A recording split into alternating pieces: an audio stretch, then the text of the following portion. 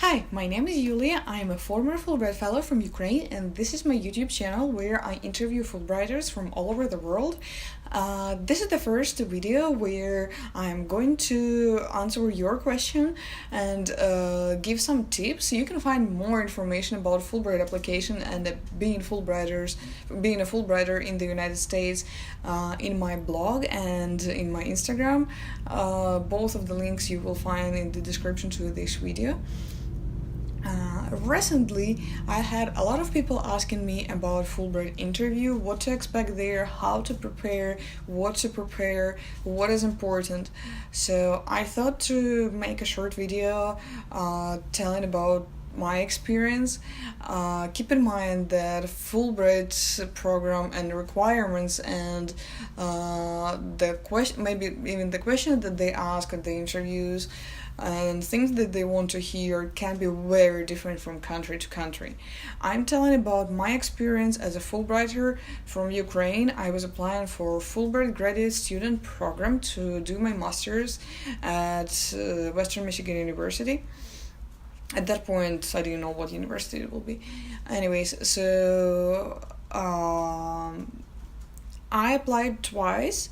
Both of the times I was selected as an alternate candidate. First time, I think that was because of my English. Second time, I would guess that was because that's supposed to be my third master's degree, but I don't know. And I went through interviews twice. The first interview was pretty easy in general, although it was tough for me because my English was very poor. And there were, I think, either 7 or even 9 people. So you're sitting like in the end of the table. In front of you there was the head of the Fulbright program in Ukraine, and they were like either 3 or 4 people on each side along the table, so it's like a long table. That year there were no one anywhere close to my major, so I was applying for renewable energy sources, but as mechanical engineer. The closest person there was from electrical engineering program. The questions were pretty general and more about my future plans and what I'm going to do, how and that kind of stuff. There was nothing about my major and my research. Second time when I applied, there was actually a person that was working on something very, very similar to my topic. Second time, my topic was different. And with that person, we talked a lot about more technical details. And there was even one question that I was not able to answer, but he was very nice and kind to me, saying like, okay, well, that's probably what you are going to work on in the United States, right? I was like, yes, sure, right. That's exactly what I was going to say. To go through the most common questions, I would start with the notes that I have since I applied for Fulbright first time.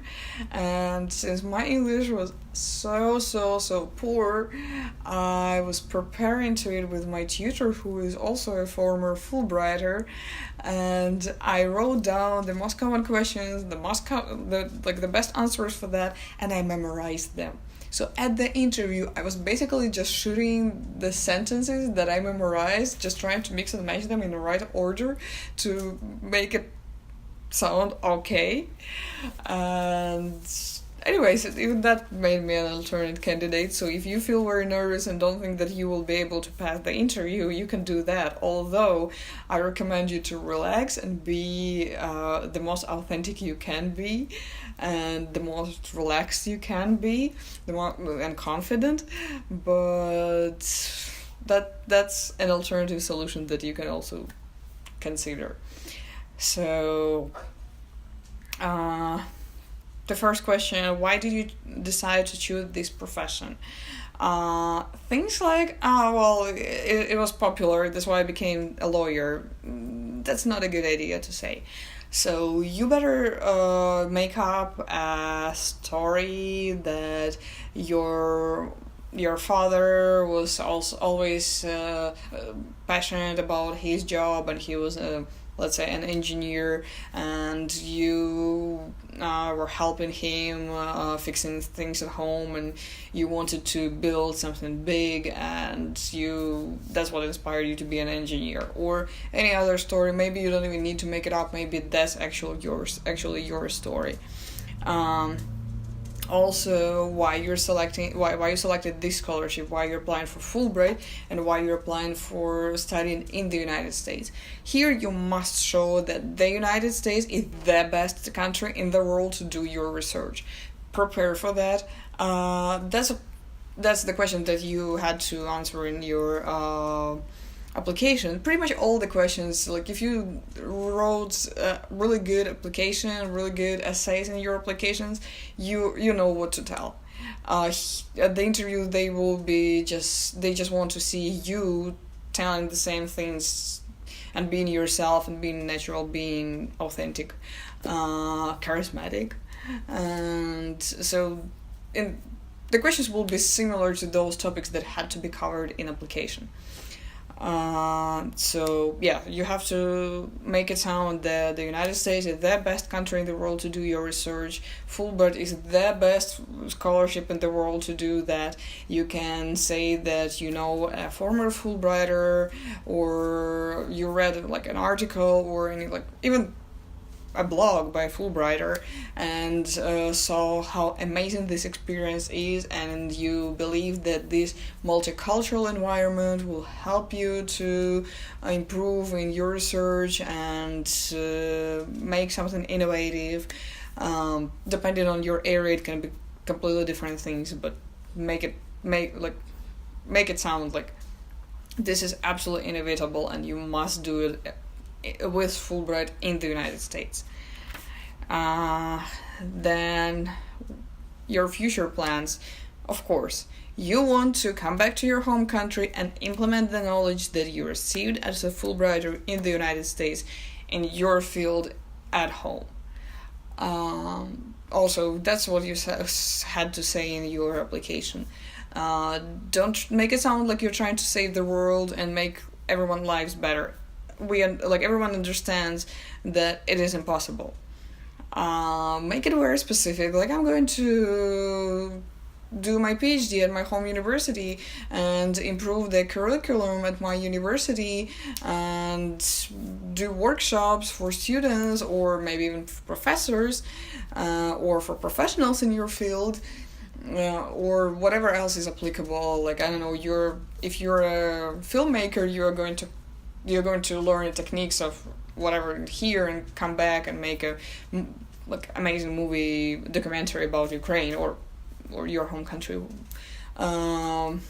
It's hard for me to tell about something that is not engineering, how you're going to implement it at home. Then how you contribute to the study exchange program. That's also tricky question because the committee understands that within 2 years, you cannot win a Nobel Prize, right? You cannot make something outstanding and, I don't know, cure cancer. Maybe you do, that's amazing, but that's probably more exception than the rule. So also prepare a realistic answer for this question, saying that you will tell about your home country, you will share the experience of doing research in your country, or you already have multicultural experience and you want to compare it with the other one and share that knowledge with others. Also focus not just only on research but also on the cultural exchange here. Then, what is your greatest achievement? Also be prepared to answer such question and pick one, something that you're really proud of. There could be a question about what is your biggest weakness. Do a research how to answer that, because you don't want to tell the actual weakness. You can say something like, oh, I'm a perfectionist, so sometimes I overdo things and I spend too much time making it perfect. But some weakness that actually is not a weakness. Then difficulties is what are the difficulties you think you may have while studying in the United States. Of course, you will miss your family, there will be a new language, there will be new culture, you will need to adjust to that. There is nothing bad in admitting that will be a challenge for you. That's actually a good thing, because the committee will see that you don't think that once you go abroad there will be rainbows and unicorns and everything will be perfect. They want to see you that you're prepared for challenges and you are aware that you will have them. Then, of course, questions about your research. So you will have to elaborate more about what you are going to do, and maybe there will be a person who knows a lot in your area and they will be asking very specific questions about how you're going to do that. And also be prepared to answer very casual questions, like what do you like to do in your free time. Here they will see your personality and your interest, and just that you won't be just reading books in your bedroom. You will be hanging out with other students, you will be sharing your culture, you will be engaged in different on-campus, off-campus activities. So tell how active your lifestyle is and how amazing it is, what you're passionate to do. Let's say you love biking and you're looking forward to bike in national parks in the United States, take pictures, share them in your blog, or whatever you love doing, just tell it the way it is. The committee just wants to see that you're not a nerd and you will be doing something outside the studies, and you will have an amazing time, an amazing experience as a Fulbrighter, and you will share it with your friends, and not just friends, with everyone back at home once you come back. Then another question that could be during the interview is about your country, how you're going to represent your country abroad. You can say that you will be glad to make a presentation on campus and invite your classmates, your professors, everyone willing to come and tell about your country, make your traditional food and share it with them. Or if there will be any international festivals or any kind of events, you'll be also glad to come there and dress in your outfit and answer people's questions about your country. Basically also, whatever you will feel comfortable doing, tell the way it is. Just prepare for this question in advance so it won't be a surprise for you. If you don't feel confident with your English, I could also recommend you to memorize some keywords and phrases that will help you to build the sentences better and in more sophisticated way, and link all the thoughts better, things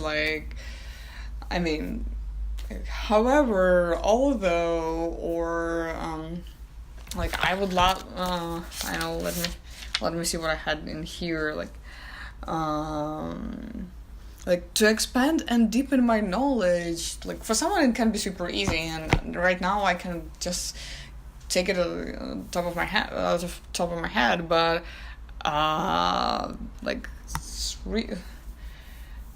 gosh, 6 years ago, that was definitely not an easy thing. I had to memorize them, and I had to memorize even the answers to the questions that I just told you also easily without even looking at them. What else about interviews? The best advice, of course, is just be authentic, be relaxed, be nice and kind, and answer everything honestly. Do not talk much about politics unless that's your research topic and you're confident about what you're saying and you know that it will not play against you. If there will be any questions, which I doubt, but I mean, the United States is the best place to do your research, and that's not debatable. That's it. I think that's pretty much it about the interview. If you already went through the interview, I will appreciate if you share your experience and if there were any questions different that I've just mentioned, or if I missed something. If you're just applying for Fulbright and preparing for the interview, good luck. You will make it. Just be confident. And yeah, so thank you for watching this video. I appreciate any of your comments or questions.